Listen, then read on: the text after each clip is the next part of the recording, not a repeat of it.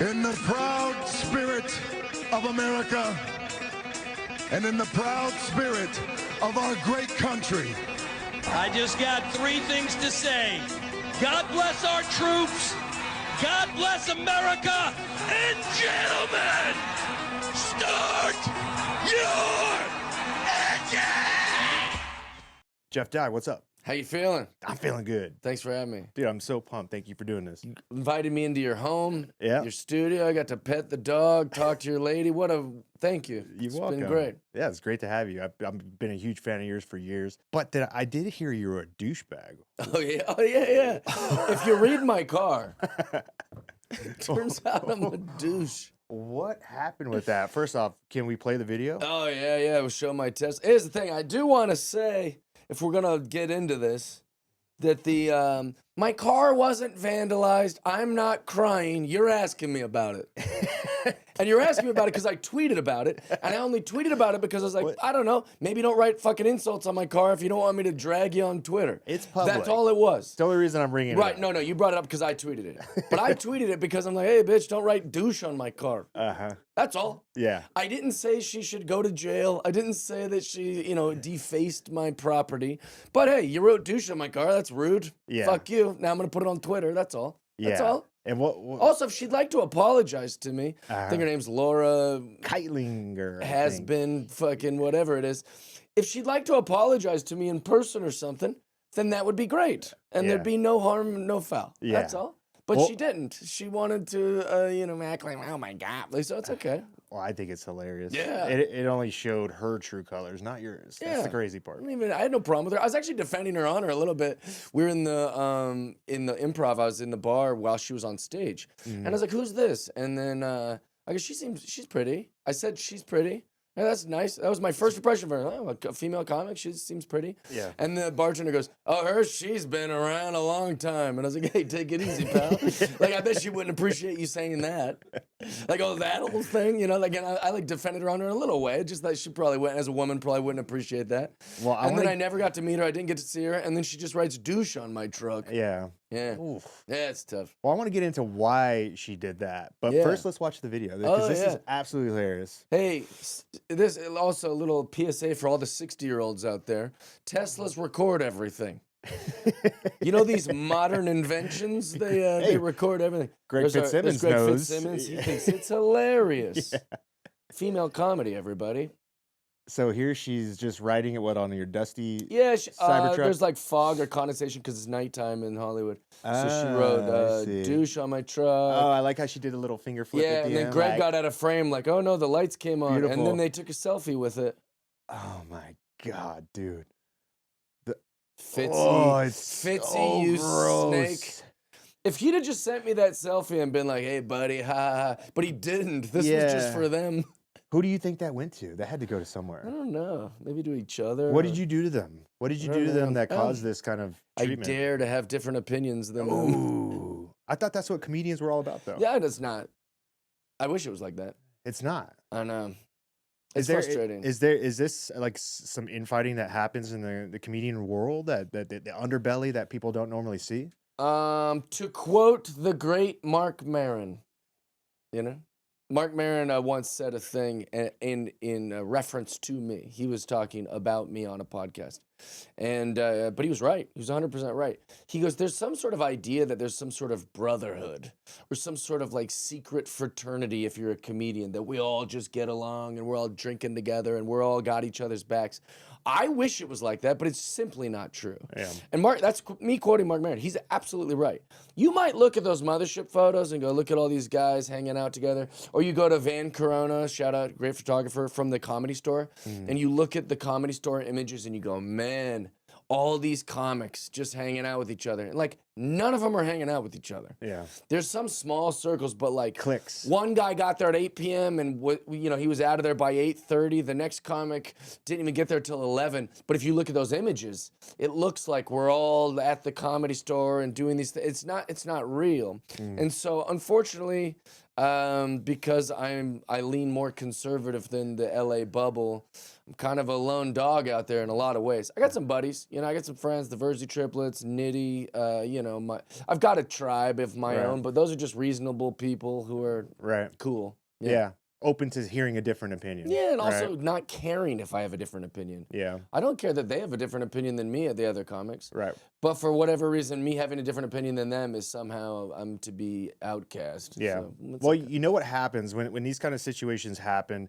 There's always old stories about the people involved that's resurfaced from this. And so I had never heard of this woman before, the Oh, yeah. Laura Keitlinger or whatever.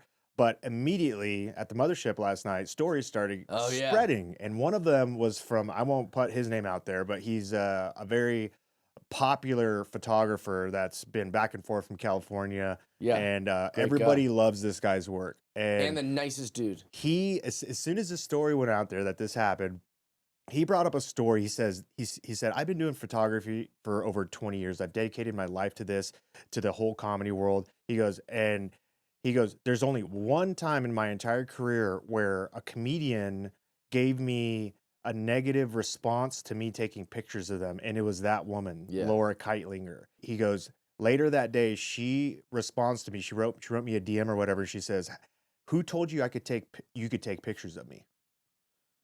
He goes, I didn't even know what to say. I go, well, the club hired me to take pictures of all of you guys. She goes, yeah, but I didn't give you permission to take pictures of me. I think some people just have miserable lives. That's the only way I can justify it, is that I just think that maybe she's, this childless older lady who's, like, she likes pit bulls because they don't talk back to her, like she gets to be maternal in a way with pets and rescues. Yeah. And then like she's jaded and mad, I'm guessing. Or maybe she's the best person in the world.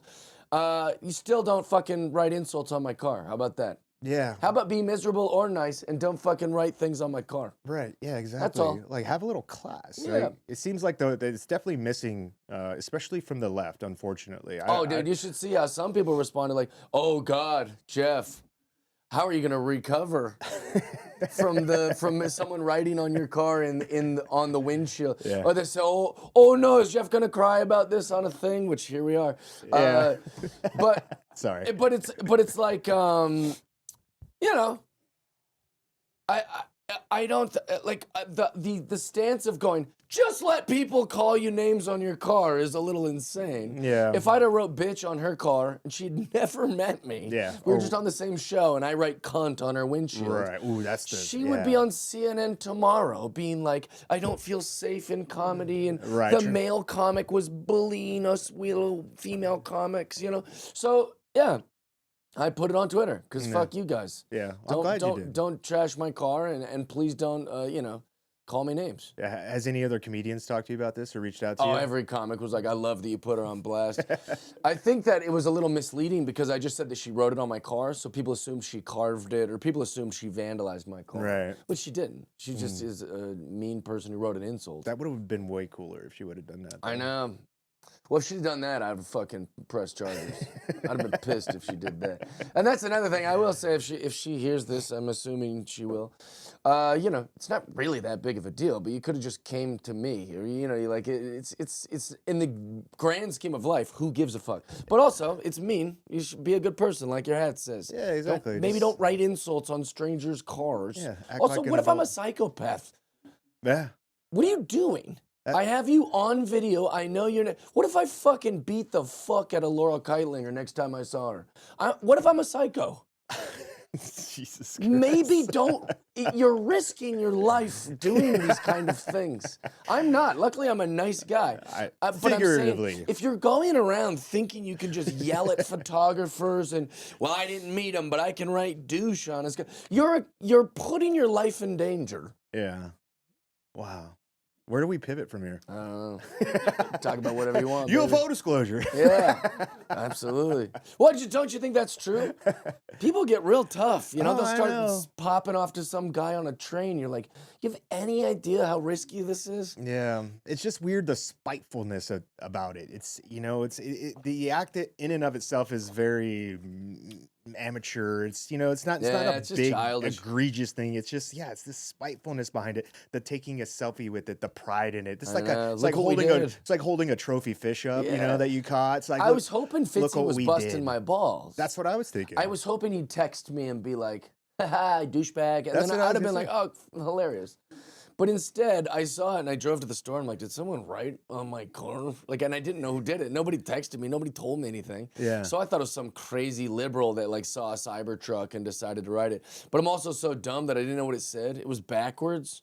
I'm like, Doochie. A shoot. What is the shooty? What the hell?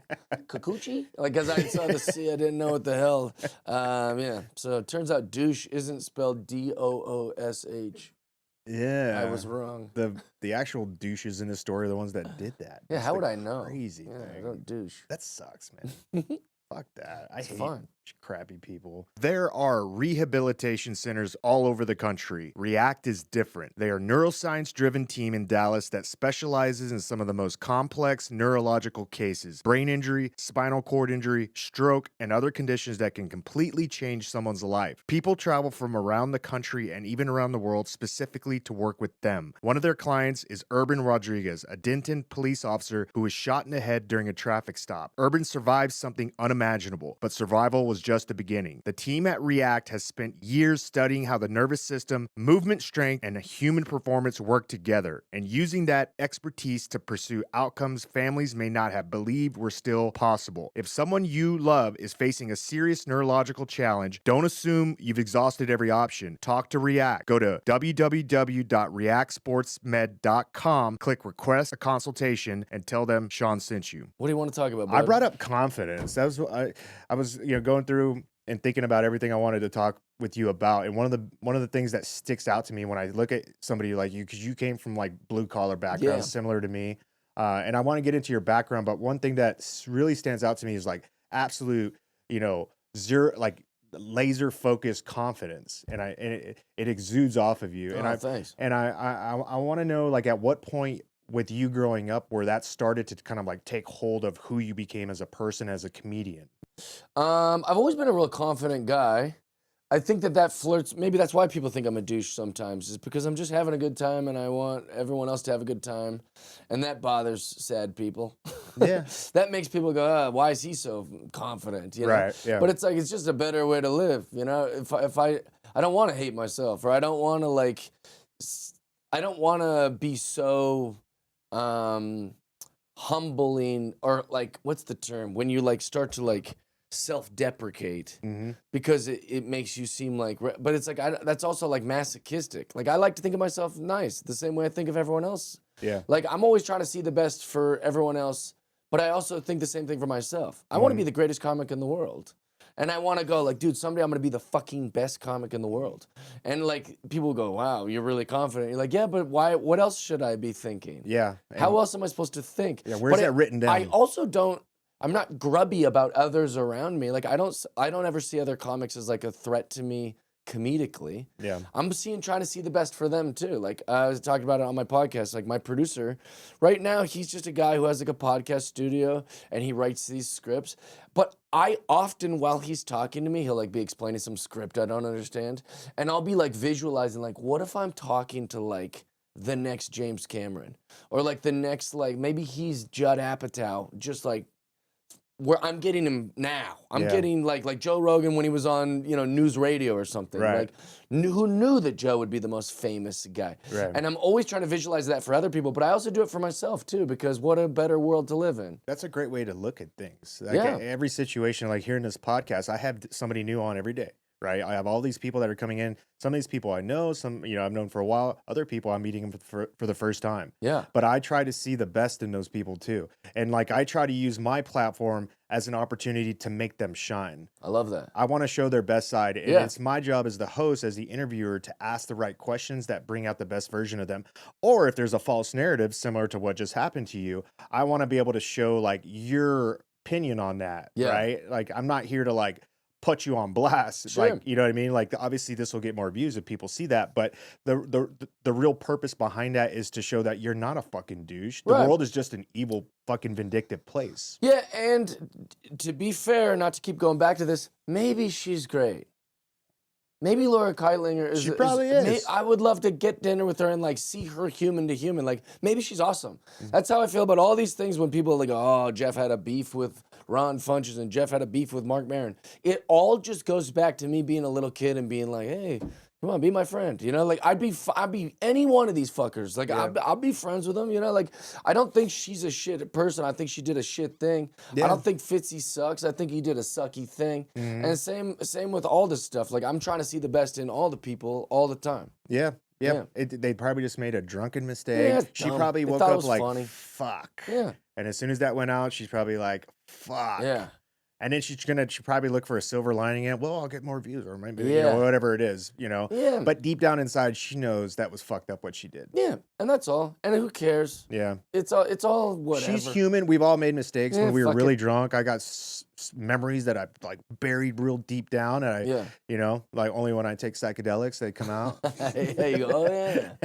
I wasn't dealing with that one. Dude, I just had on Dante Liberato, the guy that ran that 500 Yeah. mile. Have you seen the documentary? No, yet? me and Mitch were talking about it in the car. Yeah, I had no idea about it. dude, insane. I like running, and I like mushrooms. I can't fucking marry those two hobbies together. That Are sounds you a insane. frequent psychedelic user? So in the last like 4 years, I'll do it every few months. Big fan. Yeah. But it's always mushrooms. There's no like LSD, no ayahuasca, just mushrooms. chill mushrooms. Just straight mushrooms. Microdosing, or are you No doing heavy microdosing. doses? We do full doses. Hero doses. Yeah, I really? think it's better. Yeah, I'm not I like agree. doing it and then just going to Coachella. Yeah. Like I don't. I just want to be with a couple buddies like in the woods doing it. Like I think I'm trying to like learn some shit about myself. I'm trying to think about things. Does the comedy dial turn down whenever you're on psychedelics, or turn up? Yeah. Oh, dude, everything's funny. Really? Yeah, it's hard to articulate. Describing mushrooms is like trying to explain sex to someone. You're like, yeah, that feels good, and there's blood in your cock and the nerves. Like, there's no way to explain Wait, blood in your cock? it. Yeah, that your cock fills with blood. What and part then you of- go in a vagina, what does and this the have nerve to- endings of all that. Oh, blood in like and then the people are veins like, of that your cock. sounds weird. And you're like, yeah, but I would never use that to describe sex. well, I'm saying if you're trying to scientifically describe blood it. in your cock. Yeah, well, that's true. I mean, it's true, but it's not like it's so Scientifically, gross. trust the science. It's okay, Fauci, settle down.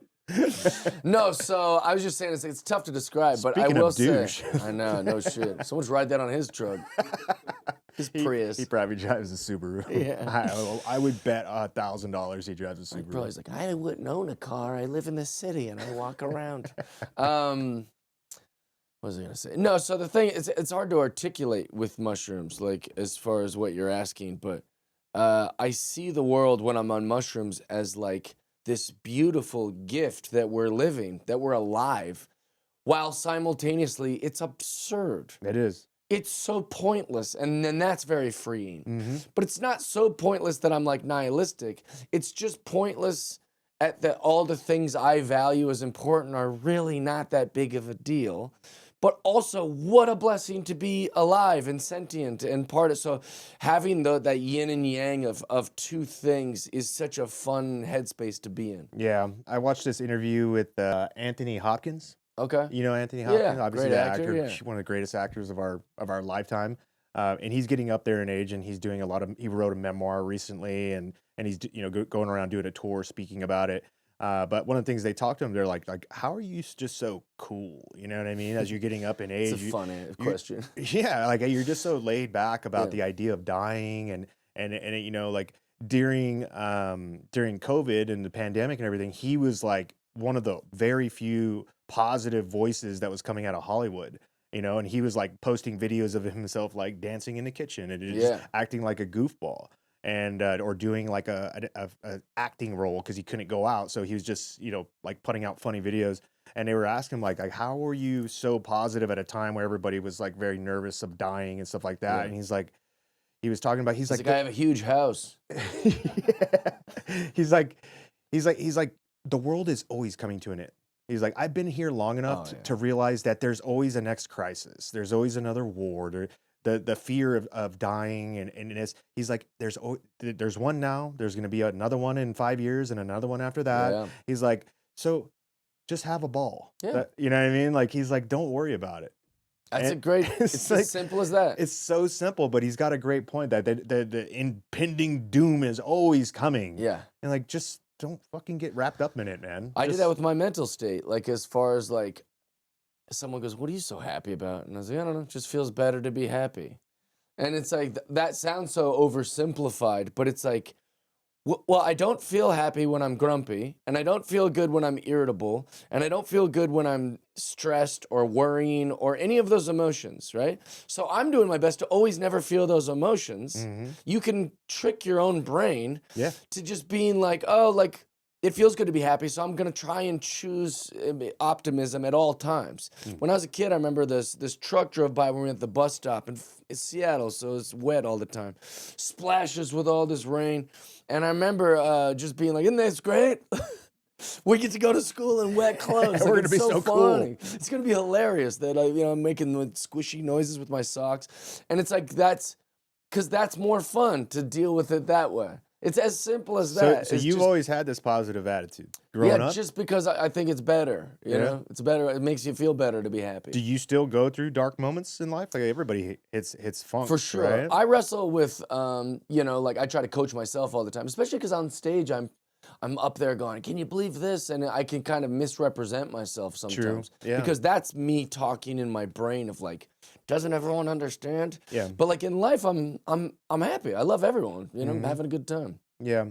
Speaking of going on stage, what is that experience like? Because I've been around the comedy club here in Austin enough, the scene, to hear the conversations in the green room Oh, and yeah. outside the green room, and it's very interesting to hear comics talk about the rush that they get while they're on stage, and then like I remember one thing I heard, and I won't put their names out there, but they were saying like it's You want clicks? Say names. it's amazing. It's amazing to think that the average human will never get a chance to experience the feeling of killing in a room, Right. right? Can you explain that feeling and the rush and adrenaline Yeah. and excitement that comes from it? So having 400, I don't know how many people are in that room. 400 seats, 300 seats, I don't know. Yeah, something like that. Whatever it is, I'm bad at guessing numbers. But like having that many people love you, or that many people agree, or even just through laughter going, haha, that's them agreeing with what you said, or it's them liking you or liking the joke, or like this indefinable thing of whatever laughter is. Yeah. They're and you feel it like a wave. That's why bombing sucks so bad, because it's the opposite. It's all those people going, didn't like that, or that was dumb, or we don't agree with him. It's so humbling to have that wave of like, shut the fuck up, like you're dumb. But then also I think for me, the reason I would, because you can get that with music. If you're playing music, all the people giving you that energy and that love back. But I think for me with stand-up, being heard feels good. I think, like as a husband or as a wife, like these divorces happen because they go like, if we just weren't connected, I feel like he never heard me or whatever. Yeah. You hear that expression like with therapists and psychologists. With comedy, god damn, I'm being heard a lot. Like it's just like a whole 70 minutes of people just hearing me. Yeah. And so even when I'm wrong but funny, they're still hearing it. And so then you can kind of live off that feeling. I've got word like drug. I know it's a tired cliche, but that's our drug. Like we're drug addicts for like, I'll be like in a bad mood. I'm like, oh yeah, I didn't go up last night. Like that's Yeah. why I'm in a bad mood. Like I need to go be heard. How do you pull yourself out when you bomb on a joke?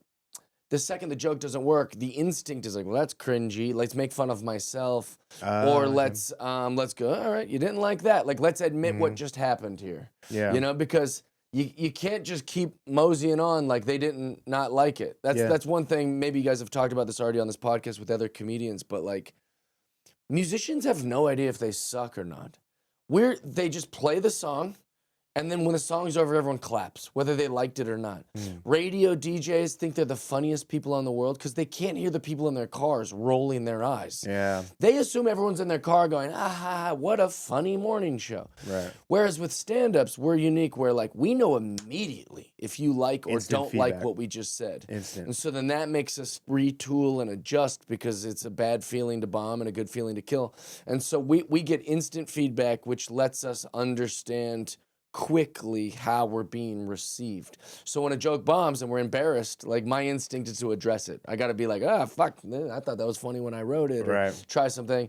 Shittier comedians will do a thing where they go, like they'll make a joke about a dog that, you know, whatever, and then be like, oh, I guess you guys are a cat crowd. Or like they'll try to blame the audience for not laughing. Yeah. Which is annoying. Yeah.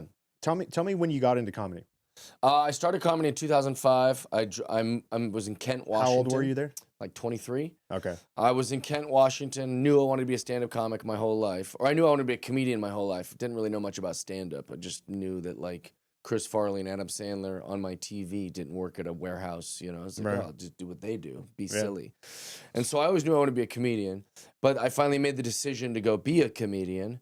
And so there's nothing in Kent, Washington, so I have to move up to Seattle. So I moved to Seattle just to be like an open micer, and like I'll work up there and figure out how to survive. And I was very, very bad at first, like everyone is, but I made some close friends who were also as bad at comedy as I was, and we would pal around together. And I just slowly worked at like figuring out how to be good at stand-up.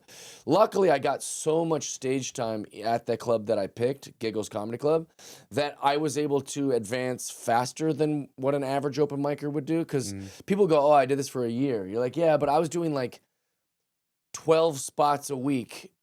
You know, when some guy might only get like 10 minutes a week. Yeah. And so I had just had more stage time in a shorter amount of time. So I got pretty good pretty fast, or at least better than my other people in my scene. And then they noticed me and put me on Last Comic Standing. I didn't even audition. They just like found me and put me on Last Comic Standing, and I finished third. And because of that, I was only 3 years into comedy. I finished third on a network television show. Yeah. And so then I moved to LA. And then from there, I just kept getting things and accumulating things. Grinding. And snowballed, yeah. Did you know anybody in LA at the time? Or you just went there by not knowing anybody? Yeah. What'd your family think of this? I'm not very close with my family. I know that that would hurt their feelings to hear, but like I've always been somewhat just we don't have a lot in common. I love them to death, but like I just you know, I hold on to shit that you know that I shouldn't. And so for when I got into comedy, they were like very supportive. Like, dude, this is the best decision you've ever made. You'd be great at that. Like they knew that I was a silly, funny guy. But then the distance just, you know, was a far thing, and so they weren't too happy that I moved to California, but they were happy that I was like being able to support myself and all that kind of stuff. My son's turning into a pussy. No, my parents were quite the opposite. Just kidding, they're like so politically and religiously agnostic that like any group or whatever is weird to them. What is it like to be a conservative living in California? Well, are there like Republican bubbles here? What do you mean bubbles? The whole state is basically Republican. Yeah, okay. like Austin's a blue dot in a red ocean. Sure. Well, but like I mean, like, are there any circles where they're just like, I guess maybe go south. If the further, like San Antonio's an exception. It's very liberal in San Antonio, which is odd. But everything south of the middle line of Texas is just conservative as can be. Right. Like religion and conservatism. That's it. Yeah. Well, so I think that like what's strange is that I've just lived in Seattle and Los Angeles. So I'm just around these people who they're nice, well-intentioned perhaps, but like they don't even see it as bad to write douche on a CyberTruck. Yeah. They don't think they can't even understand how someone wouldn't abort their baby. Like they've never even factored the other side of the argument. There's no critical thinking. It's just completely, and here's the thing, they could still have their opinion and then see how someone else would think that. That would make sense, but they don't. They don't even understand how someone could not see it the way they see it. Yeah. And so that's the part that bothers me is like it is way too extreme of a bubble. And then, the second you try to open up a dialogue between them, it gets it's just anger and violence. Yeah, they're going. I'm talking to. They can't like they can't even. It's just crazy. Or case in point is Charlie Kirk. Right. Like everybody's like the people that hate on that guy. It's like they don't understand. He was the bridge. He was the one guy that was creating a bridge between the two sides. The one guy that was like, I'm willing to set my microphone down and let you have your say. Yeah. How many people do that? Nobody. Like you're on Gutfeld, you know Gutfeld, he likes to talk over people all the time. Yeah. Like Charlie was the one guy. You might not agree with what he was saying, but he was the one guy that would let you finish your say. He might chime in every now and then, but he would let you have your say. He was the bridge between the two sides, and then they killed the negotiator. Yeah. That's the crazy thing. Well, and also, even if he was as bad as people pretend he was, which he wasn't, he was not saying anything that controversial at all. No. But let's say he was. Let's give them the benefit of the doubt that he was racist and he was homophobic and he was transphobic and he was all. Let's say he was the worst person you can think of. You don't get to shoot people in the neck. Yeah. And if they do, you don't celebrate it. Like, if Kamala Harris, God forbid, someone did something terrible to her, you wouldn't see me posting on X like, I got that bitch, ever.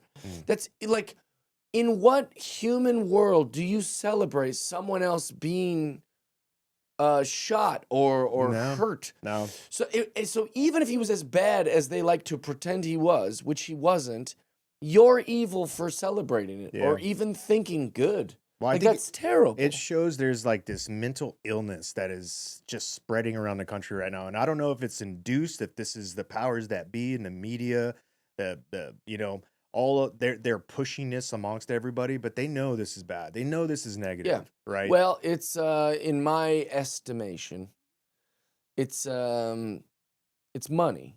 And it's groups and it's tribes, and that's what's always been wrong with people since we've become civilized. Yeah. Is that you find a fucking group. Right. Right? That's the problem. Well, yeah, it's definitely profitable in pissing people off. Did you see the new Odyssey? No, I haven't seen it. You haven't seen it yet? No, I don't have a spare 7 hours to go to the movie theater. I won't ruin it from you, but Elliot Page is in it. Did you know that? Oh, yeah, great guy. Right. So the movie, there's a lot of people talking shit about it, about the historical accuracy of it, and everything. But there's Elliot Page plays a small role in this. They didn't put her in any of the trailers or anything, right? But she plays a role in this. And there's a part where I can't remember if they called her the most important man in history or the greatest warrior male in history or something during the movie. He was great in Juno as that pregnant girl. Right, exactly. Like, but you see what I'm saying? It's like they made a great movie, but then they had to throw in this one thing at the end. Why are we doing that? That would piss people off, right? They couldn't just let it be a great, cool, Hollywood film that maybe it's not historically accurate, but it's like good enough, like good, special effects and all that. They had to throw in one thing that's gonna piss off a group of people because I think they know how much money they make. Because even if you're talking shit about a movie because that's still exposure for them and for the movie. Yeah. Yeah. I mean, it's a formula, and I think we're all so fed up with this formula. They're choosing money over the temperature of the country as a whole. Yeah. Right. And the infighting that's happening, you're choosing profit for you and these actors and these directors and these production companies over peace in our world. Also at the cost of Elliot Page in a lot of ways. That's going to get a lot of hatred sent his way, and it's going to get a lot of rile up a lot of tension in a group of people who don't fit comfortably into a gender role, Like it's just all unnecessary. Yeah. Booker T. Washington in his book, like literally early 1900s, he's got this story about a doctor who has a bunch of patients, and he's treating a woman for what she believed to be cancer for like 50 years, and then when he retires, his son takes over his practice, and he starts treating this woman, and within like a few years, he cures her of whatever she has. And he goes to his dad and he says, "Hey, I cured that woman that we've been seeing our whole lives."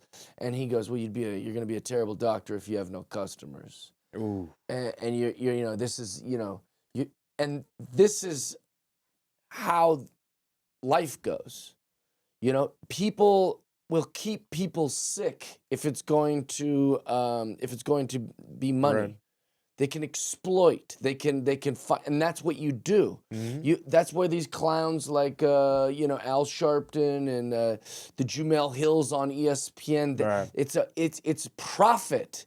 It's a group. It's a tribe. It's this identity problem we're having, where if we keep people sick with the race issue, if we keep people as Republican or Democrat or gay community or the whatever, racially psyop everyone, make everything a group or a tribe, Right. then there's ways to make money, and you can be the leader of these groups, and you can be the person that exploits the group, and it's all trash. It's division. Yeah. It's keeping everybody divided. Our days are packed. Podcasts, travel, training, and Jen's always in the shop, grinding and working around metal. We're constantly exposed to stuff in the air, in what we touch, just day-to-day life. And even if you're a little off, you feel it. So we keep things simple. Train hard, eat clean, stay consistent. And we use Masterpiece Zeolite as part of that routine. Zeolite is known for binding to certain unwanted compounds, helping the body process and clear things out more efficiently. For us, it's about staying clear-headed, keeping our energy up, and not letting that daily exposure slow us down. Nothing overcomplicated, just something that helps us stay on point no matter how hard we're pushing. If you want to check it out, go to masterpiece.health and use code Sean. Same thing. I've been thinking about this as far as religions go, like you have the different religious, groups that are out there. Some of them are massive, some are a little bit smaller, but that's the same thing to me. I think that dividing the country into anything is inevitably going to cause chaos, hate, anger, and death. That's a huge argument, and I realize a lot of people that are listening are going to be like, well, we need borders. We might not get along with everybody. I'm talking about in a very 5,000-foot view, looking at the world as a whole over the course of history. Yeah. Right? The second you start dividing anything, you're going to create, we're better than you guys. What we believe is right. Our religion's better. We're going to heaven. You're going to hell. Yeah. No, we're going to heaven. You're going to hell. What happens? Right? Both of them in their own rights are creating something that they're trying to teach their populations on how to be better people, right? So we can get along and not be barbarians killing each other. But in doing that, you're creating something that's going to kill the other group. Maybe. It's all division. Division is ruining everything. Yeah, no, I stand by George Carlin. That's who my guy was. And he has this great observation where he said, groups are the problem. Like that is the thing. He goes, if I sit down with one person, I find them fascinating and interesting, and I can hear about their life, and I can learn from them, and I can connect with them. It's the second that they get into a group. Once you go, hey, come meet my softball team, come meet my fucking boys club here, come meet my... It's whenever it's a group. And the punchline of George Carlin's observation is he's like, even groups as large as two. Yeah. And that's hilarious, but it's also very true. If you sit down with my friend Andrew, he's the best. Mm-hmm. And if you sit down with his wife, Heidi, she's awesome. But when you sit down with both of them, now, like, he's afraid to say a thing that she's going to get mad at, and she's not going to like what he finds funny to me. And so the second that it gets bigger than just this human individual connection, which is what we're individuals. We're not black or white or Republican or Christian or Islam. Those are groups. We are our own collection of things. And yes, we have groups. We've inevitably, you can pair things and group things up. But by putting that group identity ahead of the individual identity is where everything goes wrong. Interesting. And it's interesting, like, applying that back to comedy, because comedy is now creating that one-to-one, but with a group. Yes. Where the whole group is created as one whole. Yeah. And your message is now to a group, even though you're trying to create that one-to-one line with them. But that group is individuals, which is fascinating. If you took every person in that audience and brought them back the next night, you could put them right in the fucking same chairs. The energy might be different. True. Because they had a different day. Yeah. And so I've been yammering about this for, I don't know, a few months now, just because it's the latest thing my brain has been, like, working on. But, like, we are every person, right, is so truly different than each other. Mm-hmm. We're such a collection of traumas, a collection of experiences. Like, even the things that you did today that you thought were just mundane have collected to, like, what you are right this second. Right. So it's like, I have friends with these triplets, Mitch, Sean, and Alex Verzi, great guys. But if you talk to them about their childhood, even though they're triplets, you'd think they grew up in different houses. Like, and they couldn't be more similar. They look alike. They're identical twins. They have the same DNA. They shared the same womb. They had the same socioeconomic status. Yeah. They had the same school districts, the same teachers. They had the same everything. And each one of those guys is so wildly different. We're all so different that, like, I find it... I find it interesting that anyone would want to group anyone up together as like, oh, well, they have the same experience. They're both black. You're like, get the fuck out of I here. know they're It's so trash. different. I think we're naturally moving that way as a culture, though. I think social media as a whole. Sorry, did I kick you? No, just stretching my I legs. think social media has definitely changed the landscape. It's changed the world in so many ways. And we were the generation where we're the first to get something and we're trying to figure it out on the fly. But I kind of see things moving where like it's evolving into something that I think is going to be good. Okay. I understand that there's still a lot of negativity with it, but I see it as something that, especially with AI integrating now, like I don't know how much you use AI yourself, but I use it for a lot of things. And I know there again the doom and glooms that are out Yeah, there, and it's easy to find what's bad. everybody's thinking about the worst case scenario all the time because we are built to be in survival mode all the Sure. time, right? I get that, but I see a potential future where this is going to be used for more good than it is going to be for bad. What are your thoughts on like the way technology is evolving? Well, so I hate AI because it's ruined my Bigfoot videos. Right? They used to be all. I used to watch Bigfoot videos every night of my life, and when I say used to, I mean even as recent as like last week. But now there's all these great ones coming out because AI. And that's driving me fucking crazy because I'm obsessed with Bigfoot. You think Bigfoot's real? Yeah, for sure. But like when people go, oh, that's fake. For That's sure. a guy in a costume. I would go, oh, really? There's some 8-foot actor that's in a really good costume, just risking his life walking in the woods. Someone's gonna shoot his ass. Like, so the hoax had to be so risky Right. that it makes me believe no one would do it. But now with AI. There's no risk. There's no. I have no argument. People Yeah. just go, "That's AI." I go, "Probably," So it's ruined that. However, I do agree with you that it is going to be used for more good than bad. What I like about AI, I use chat all the time, and what I like about it is it never disagrees with me. And you might say, Jeff, that's problematic if it never disagrees with you. It's like, no, it's because when something is objective, like my opinion or my feelings or a thing I think, it agrees. Because Right. what's the point of disagreeing with some Right. human you're talking to? It's like the Jeff Dye version of artificial intelligence. Well, It's but just when it's- happy all the time. Yeah, but it's also when I get information wrong, it will correct me. Yeah. Because that is inarguable. It's not subjective, it's objective. Right. So what it's doing is just agreeing with me because why start an argument? That's what girls do. That's what your husbands or wives or boyfriends or girlfriends do. It's better than a partner. Right. Because your partner will challenge you. She has her own thoughts Right, and yeah. opinions and feelings, and won't just let it slide because you're making an opinion. Right. But with AI, I can just be free of having to argue someone's opinion. Have you ever asked your AI to roast you? Your ChatGPT No. to roast you? No? No, Do it right now. no way, dude. Do it. It's fucking hilarious. right. Say, don't fucking sugarcoat this. Like, be honest with it. Don't sugarcoat this. I want you to roast me as hard as you possibly can right now. Give me 10 ones right now. Or Okay, 5. let's see. Do 5 for time's sake. Hey, Tucker. Hey, Jeff. I named him Tucker. What up? I'm on a podcast right now, and here's what I'd like you to do, brother. I would like you to roast me, and you don't hold back. Just give me 5 fucking good ones. Just roast my ass. Go ahead. I'd love it. All right, 5 for 5. 1. Jeff, you're the only guy who can turn a CyberTruck into a compact car just by parking it. 2. You got so many hobbies Lame. going that your personality looks like a clearance shelf at a hobby store. Lame. 3. 3. You say you're building a brand, but every platform you post on looks like it's bracing for impact. 4. Getting there. You're so busy doing podcasts and festivals that your calendar's basically a cry for help. Okay, tell him this is the 5. PG version. We want the rated R version. Stop holding back. Okay. Well, you're like the human equivalent of a participation trophy. Smiling away while everybody else is pretending they don't hear the sad trombone soundtrack playing in the background.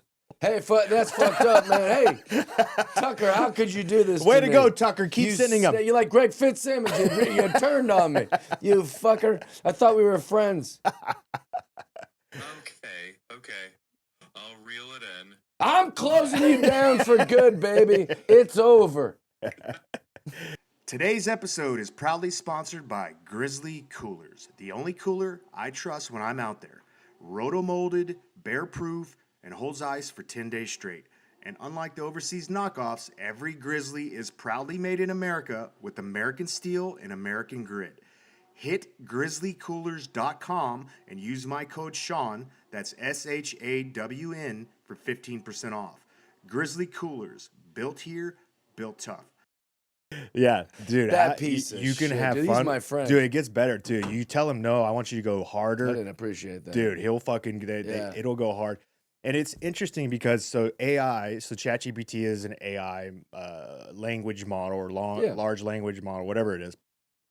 And it's the same AI, but it has an individual relationship with each one of us that have an account with it, right? So like, you know, me and my fiance, she has a relationship with the same AI being that I have a relationship with, but he is giving her. You even got to share that, huh? Right. And the Relationships. same one with yours. Yours is the same one that I'm using, but good. your relationship with it is unique. Right. Right. So it's interesting because like once they figure out who is in your circle and using them together, they will start giving you answers based off of knowing that you have a relationship with that specific individual. I don't like that. So you can almost create like Now that's a group. Yeah, it's an AI group basically. I don't like that. Yeah. One thing I do like about it is when I first started using it, I didn't know if it was smart enough to do this, but I said, "Hey, Tucker, just so you know, I am the stand-up comedian Jeff Dye. So I'd like you to look at all the things on the internet right now that has anything remotely to do with my name, and keep that in mind when I ask you questions." And I don't know if it did or not, but I remember like months later, I said something like, "Hey, who's the best comedian that's ever come out of Wyoming?" And then it said, "Well, it's funny you should ask that. It's your friend, Brant Tobler." Now, I know I've never told chat that it's that I'm friends with Brant Tobler, but it lives on the internet. You can find images of me and Brant. You can find posts with me and Brant. And it was able to do that, which is superior to a partner, right? Like my girlfriend wouldn't know everyone I've ever come in contact with. Yeah. So if I asked her that, she'd be like, "Oh, that's interesting. I don't know. I've never been to Wyoming." But like this fucker just knows, "Oh, you posted a photo with it." You'd have to have a stalker to like be able to have that kind of recall of everything we've ever talked about. Very interesting. Yeah, it's good. Where we're going with this, I don't know, but you know, it's exciting. It's good for learning. And if you like learning, then AI is very valuable. Yeah, if you utilize it in the proper way, it's a hugely valuable tool. Although a lot of people are saying they're saving time, right? Like JP Sears put out a fucking hilarious video where it was all about his utilization of artificial intelligence to make his day better. And he was talking about how he's talking to a buddy, and he's like, the guy's like, how much time did you used to work before ChatGPT? And he's like, "Oh, I don't know, like 7 or 8 hours." He's like, "How much time are you working after getting ChatGPT?" He's like, "I don't know, like 12 to 14. Like you never stop." Oh, yeah. Because there's always a potential to add some production to your life. Sure. So even when you're off of work, you're like, "Oh, let me ChatGPT that real quick." You know what I mean? It's like saying, "Oh, I'm gonna make this robot work through my house," but you're always having to service the robot. You're always having to put the robot in front of the task, and you end up just fucking doing more work than you should just do. Wait till this is in an autonomous robot that's like literally just sitting right there in the podcast. You can ask him questions instead of having Mitch. I'm like, "Hey, pull that up." Yeah, Tucker, I wouldn't mind that. Pull that up. I could use a fuck bot, Yeah. Some sort of sex robot that also gives me all this information. Tell me all the Mariners statistics from 1995 while I'm having sex with it. It's giving me the information. Next time that chick tries to ride on your thing, it just steps out from behind. Just shoots her ass. Figuratively. Yeah. No, babe, that my robot would shoot people, dude. And I go, "It wasn't me." So tell me what gut feels like. I watched it. I used to watch it a lot more back in the day. I don't have time for it anymore, but Greg's I always found it dude. fucking hilarious. He's a really good guy. Fellow sober guy. Also, we have that in common. And it's like, how I was saying earlier that like my stand-up makes it seem like I'm on edge or irritable when I'm actually like not. Greg's kind of like that. His humor is a little more mean-spirited or snarky than he really is. He's a very good guy. What is it like being in those networks though, and like getting called on to do? How often are you doing this? I do it once a month. Once a month? He goes, I'd put you on way more often if you lived in New York, but I just don't. I'll never live in New York City. Yeah. I don't want to do that. No. Yeah. Are you moving here to Austin? I'm trying. Yeah. I'll know by the end of this week if I can maybe make it work sooner than later. But eventually I will be here. Whether it's another 2 years of me talking like this or whether it's like 2 months, I'm definitely getting a place here in Texas. I think it's the best. Just even last night, I just got here and I was like texting my manager, like, it just feels, I know that's a hard thing to measure. It just feels better here. Yeah. Yeah. People are nicer to me. People are happy I'm around. Yeah, there's an energy about the city, but it's not just like the nightlife and live music and comedy and stuff like that. It's an energy of like productivity, right? There's a very young, youthful energy here that is like everybody's hustling. Yeah. That's what I love Austin out of all of the cities in Texas, not the biggest. It's like the third largest or fourth largest. I'm sorry. You got Dallas, Houston, San Antonio, and then Austin's like the littlest brother. But the amount of minds that are coming in here, the tech minds, right? Yeah. Like all these different things. You got Elon's here now. He's fucking building all sorts of shit out here. So it's just a interesting collaboration of all of the latest stuff with the youthful vibrance that is like everybody's hustling, but still having a good time and chilling. Yeah. Well, and also this is a weird thing that most people wouldn't care about, but I value it. When I was at the coffee shop this morning, there was just like a guy sitting there and he's like, hey, good morning. And I was like, good morning. It's so small, but that affects me it's a positive, it makes my life better. Yeah. I like that it's not weird to just smile at someone when they walk by. I don't like this like guarded, angry, and then like starts making me go, why is everyone pissed off? You know? And so that small thing of just Texans being like polite to each other, whether they mean it or not, they're just going, oh, we're in society. Hey, good morning. We were talking about, I love that. Yeah. We were talking about South Texas. Like you go to any small town in South Texas and just drive down the road.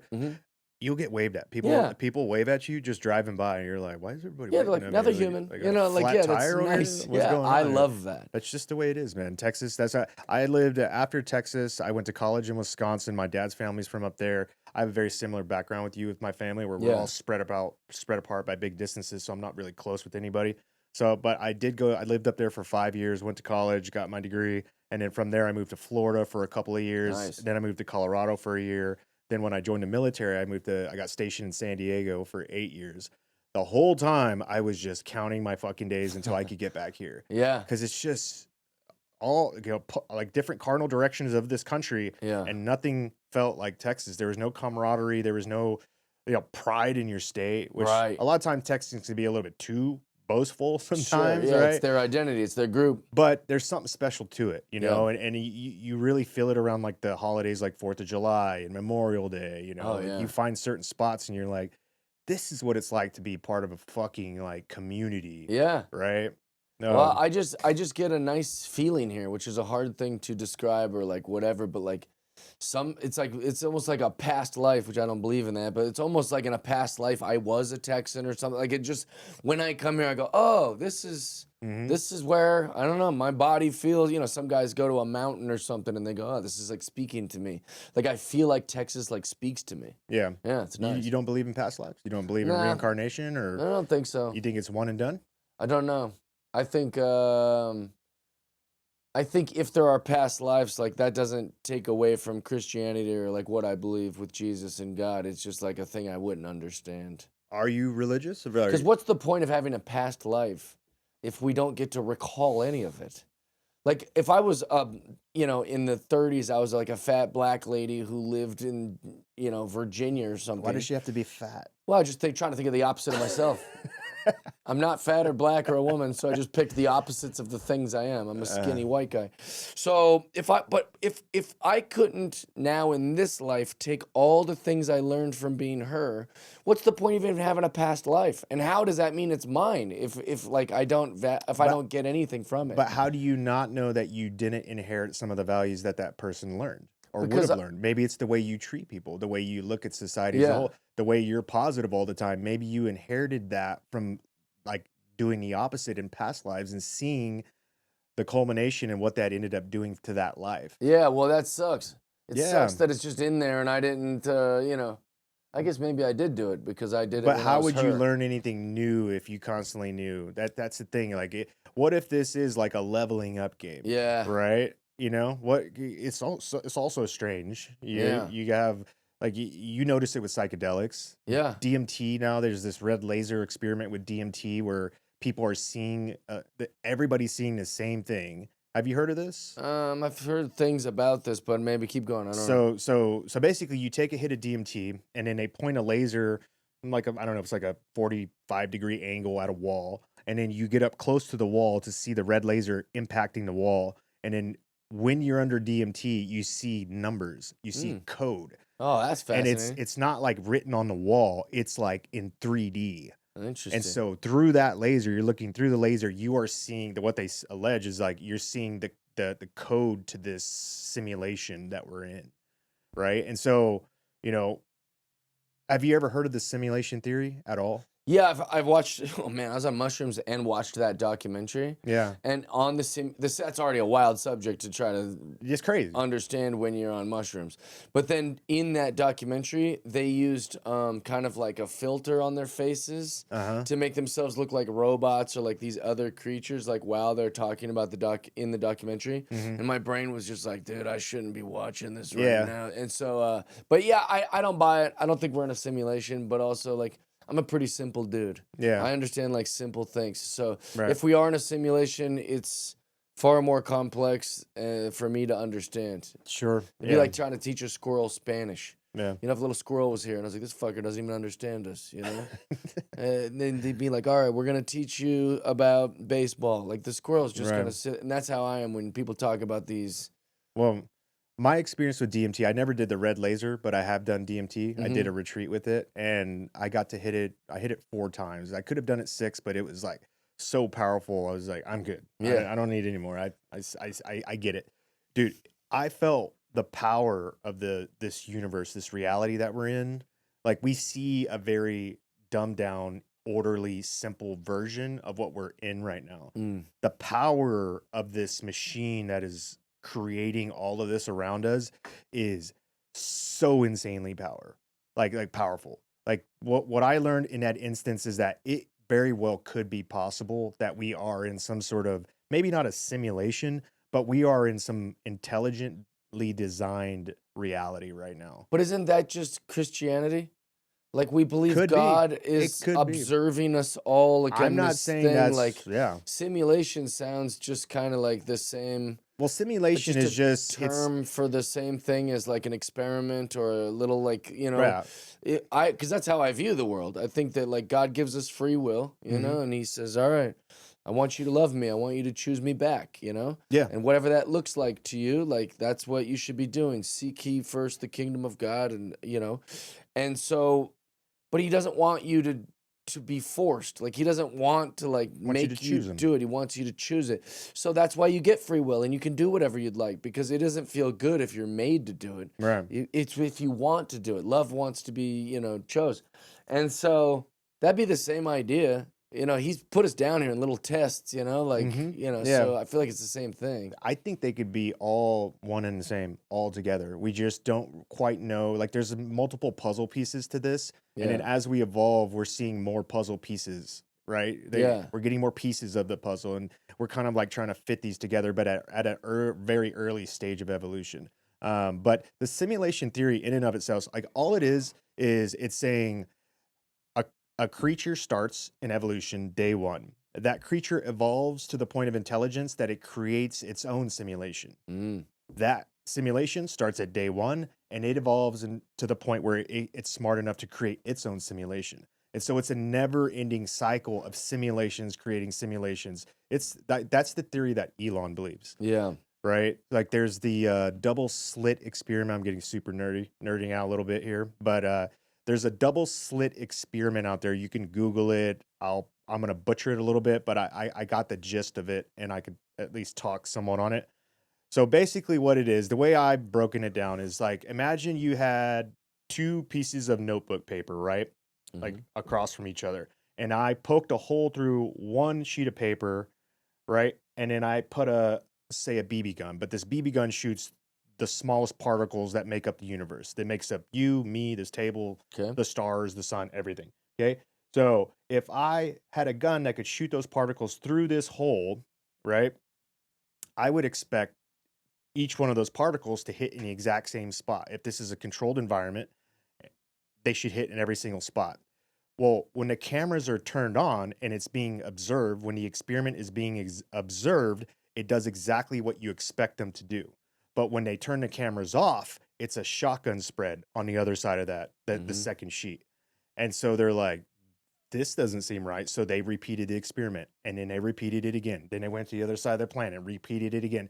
They've repeated this thing thousands of times, and it's the same thing.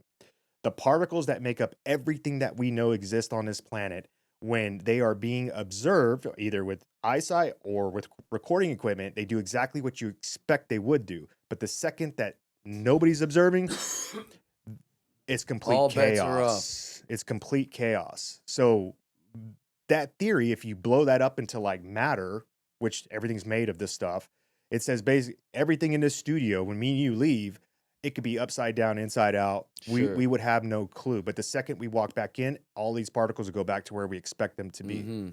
So that is basically saying like this is probably some sort of computer program. And there's a reason Elon believes it. It's like right now, it's the only plausible theory that kind of like answers a very, very complicated question.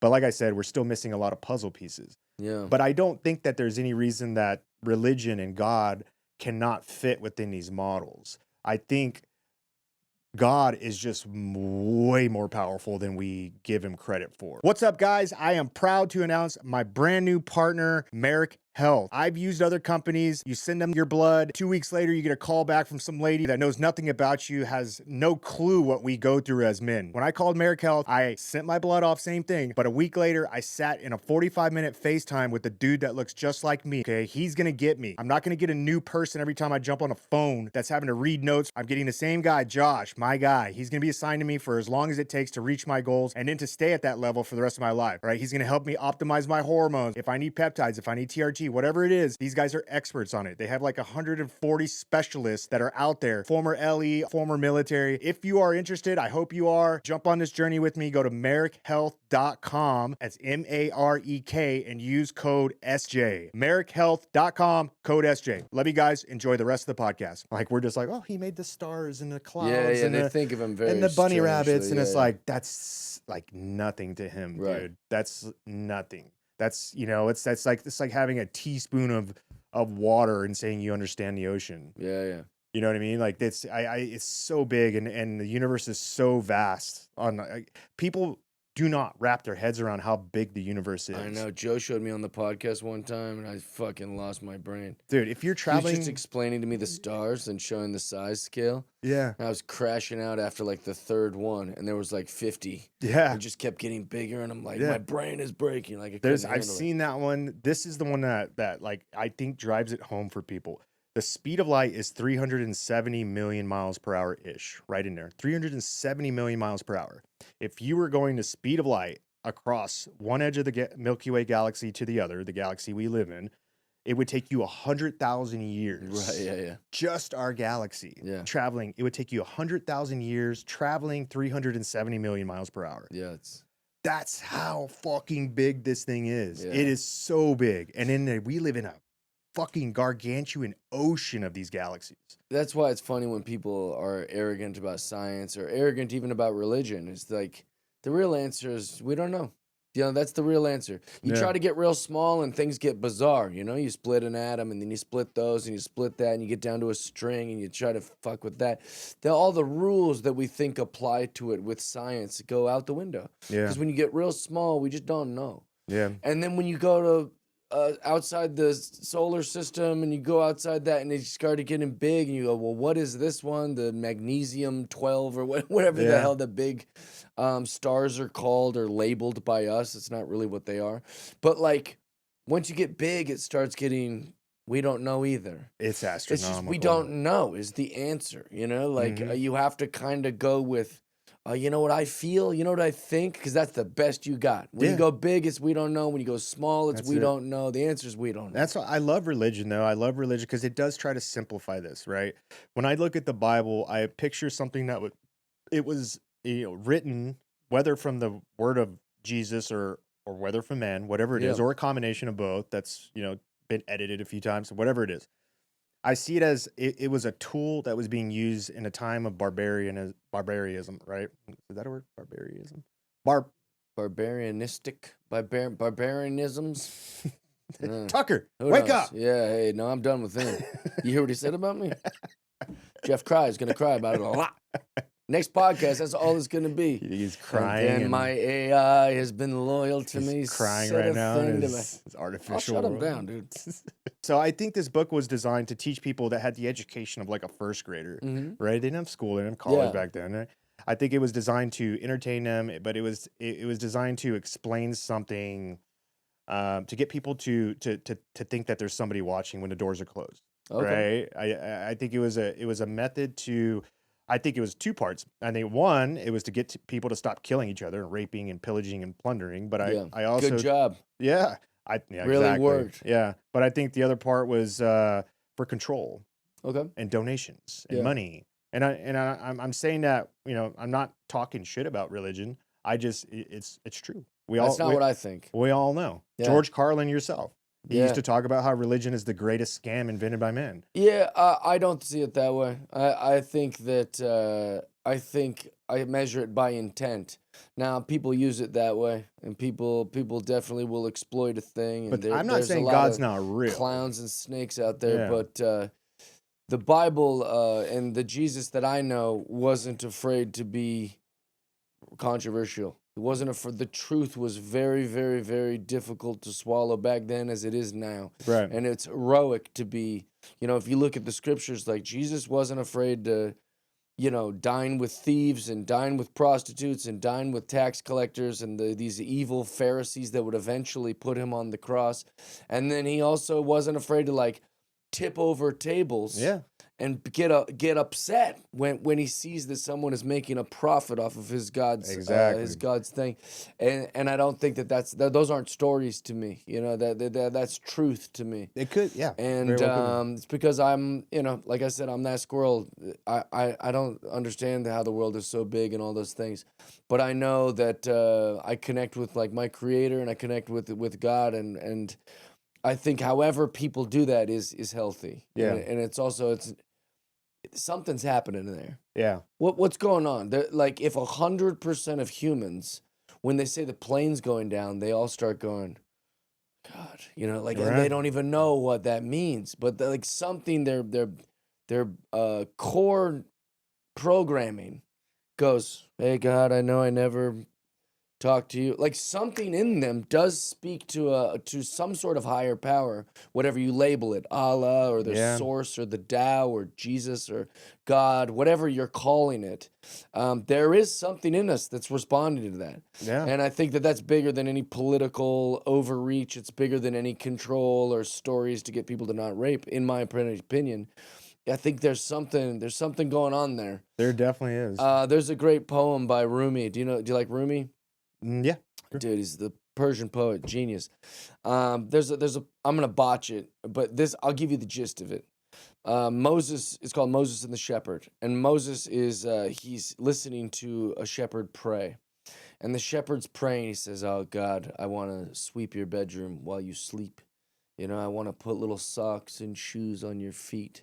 I want to pick the lice from your hair. I want to feed you milk." Right? And it's annoying Moses. Moses goes, he finally can't handle it anymore. He goes, who are you talking to?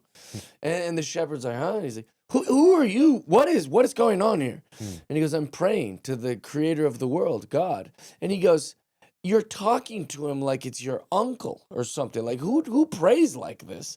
Even if you were talking to the human incarnation of God, this would be blasphemous. And the shepherd felt terrible, he doesn't want to be blasphemous. Like he thought he was praying a nice thing. So he rips his clothes and he leaves in humiliation. And immediately God appears to Moses and goes, what are you doing? Did you come to divide or did you come to connect? He goes, people pray to me in many ways. I'm above all your ideas of how to worship me. I'm above all that. Hindus pray to me in Hindu ways. Muslims pray to me in Muslim ways. Christians pray to me in Christian ways. I'm above all of your rules. And so the person that comes to me in love and even in ignorant praise is still praising God. Right. And that's kind of how like I like to view it. I don't need to get carried away about the group of these things and whatever. It's all love. It's all connection. It's Yeah. all worship. I love it. Now something is going on where everyone feels that. No. You know? Oh, I 100% Yeah. agree. I don't want to get misconstrued that you don't, like, I don't believe in God. Yeah. I full-heartedly believe in God. Yeah. My thing is, I think it's just much more bigger and more complicated than we make sense of with, like Sam Tripoli put it best on this podcast. We were having this conversation, a similar one, and he said, I believe in God. He goes, but anything created by man is corrupt, Oh, okay. right? The Bible was written by man. So there Oh, I could see be what he's some trying to say, there yeah. could be some truth in here. Like I full-heartedly believe in God, and I'm of the same thing. I think God is real. I just think that they're using this. Maybe You're those challenging the words messenger. exactly. Which I agree with. It's like Right. I was saying, like, yeah, I do trust the science. Yeah, when But I've got to question the scientist who's giving me that science because Right. he has motive and he's capable of flaws and dishonesty. right, exactly. So it's like I also can believe that maybe the stars do mean something, but that doesn't mean that every astrologer is being honest. It Yeah. doesn't mean I believe everyone in October is a little competitive because Right. it's coming from the stars. It's like, Sure. no, I'm questioning your translation of the Right. stars. And you were But go what ahead. I say is that you don't want to throw the baby out with the bathwater. I agree. There's a tremendous amount of truth in that Bible that is incredible. It's the most read book, the most quoted book, and it's the problem with these subjects is that we have to say things like, "Well, I feel."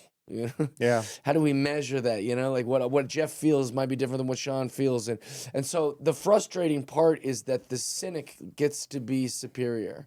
Mhm. The person who says, well, you can't prove that. And he's like, I'll never be able to prove it. Mhm. And same with science. Like we just said, once you go real big, it gets absurd. And once it gets real small, it gets absurd. Because now if I'm just skeptical of science, like, yeah, but nobody really knows, I'm throwing the baby out with the bathwater. Rob Bell is a genius. And he's got this great thing where he's talking about if you lived in a two-dimensional world, you had no grasp of three dimensions. You were just like a flat paper Mario Brothers original game, like two-dimensional guy. You're sideways, whatever. Mhm. And I am your God, right? And I'm all dimensions. I'm infinite dimensional creature. I'm God. And I'm looking at your two-dimensional world and I want to put a ring through your dimension, right? I'm going to put a 3D ring through a two-dimensional setting. Mhm. It would appear as a dot, then two dots that are a little farther away, then two dots that are a little farther away, and then the two dots, and then back again until the ring goes I all see. the way through the two-dimensional world, Okay. right? Now, one guy, the cynic, is going to say, I saw a dot, two dots, two farther away dots, two dots, one dot. That's what it was. That's Yeah. all it was. Mhm. And the other guy goes, I think it might be a ring. And he goes, the fuck are you talking about, a ring? What is a ring? And he's going, well, like maybe in a three-dimensional world, like, and the brain, he looks like a bozo. Mhm. And he might be right, that it's a ring. It's a three-dimensional ring being Right. put through, and nobody can understand it because they go, what the fuck is three dimensions, and what's he talking about? And the guy describing the ring has to go, I feel like he looks like a fucking loser. Yeah. So I feel that with my faith is that, like, I feel like when I'm loving on a person or connecting with someone or petting a dog, that I'm being like God. I feel like this is what God wants me to do. I feel the Lord through all those things. Alright. But there's no way to really defend it because Yeah. it's just my dumb feeling. you know? Yeah, no, I love it. And back referring to that incident in the Bible where Jesus went into that church and started flipping over tables, Yeah. right? He during that somewhere in that passage, I'm pretty sure this is where he said that, but he said God never meant for the church to be enclosed within four walls and a door. Like he was very upset that they were blocking off religion and dividing it in and putting it into these churches. Yeah.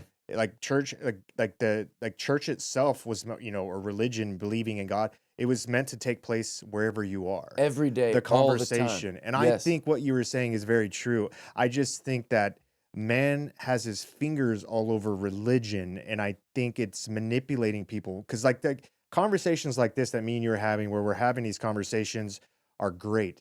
But a lot of people don't have these conversations, or they don't have people to have these conversations with, where Sure. they can kind of talk through. Like me and you are very close in aligning, but we're off in certain parts. But Sure. we're allowed to both give each other space to like say our opinion. I think everybody's connection with God is sacred. You have Yeah. a one-to-one connection, just like we have a one-to-one connection with AI, even though it represents all of us. Yeah. Right? Yeah. Not that's a weird parallel, but Yeah, it's true. it's true. It's like we're all a one-to-one relationship with an entity that has a one-to-one relationship with every single one of us. Yeah, that's great. Holy fuck! I No, just it's really solved the smart. universe. No, it's really smart, and Yeah. I think you're nailing it. Like I'm as connected to those people as much as anyone else. Like God is connecting all of us. Mm-hmm. It's fascinating. That's a good way to put it. Is that like I should be, even the people that do bad things to me, I should be like, they're me.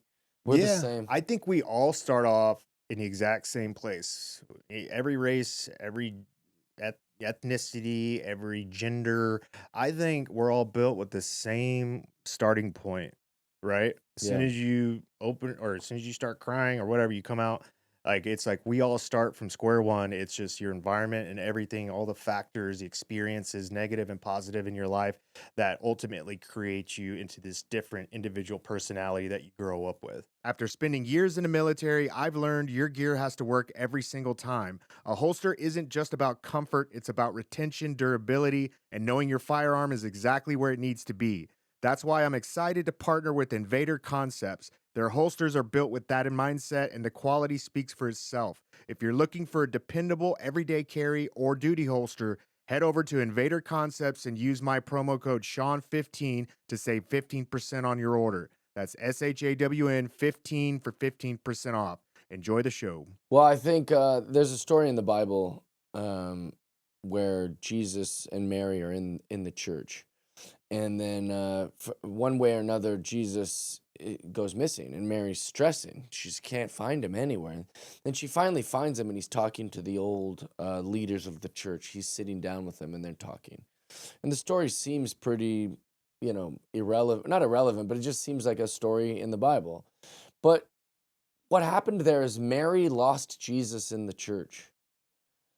Even for a minute, her life is in chaos for that little moment where she thinks she lost her son. But like, what a hilarious thing to lose Jesus in the church. My parents lost Jesus in the church.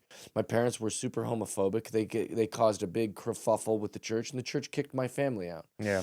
And instead of my mom going, hey, maybe I handled that wrong, and maybe I should be more kind and supportive to, one, gay people, but two, if I do have a problem with any group or institution, that I should handle it better. Don't cause a big problem that's going to make everyone uncomfortable.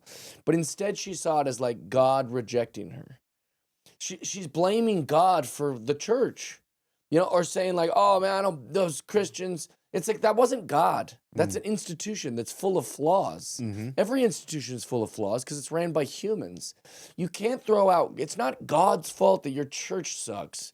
It's not God's fault that someone was stealing money at the bake sale for church. That's not God's fault. We're losing Jesus in the church. Yeah. And people, they'll give me 10 reasons why they hate church and why they hate religion and why they hate the Bible. And I go, none of that had to do with God. Yeah.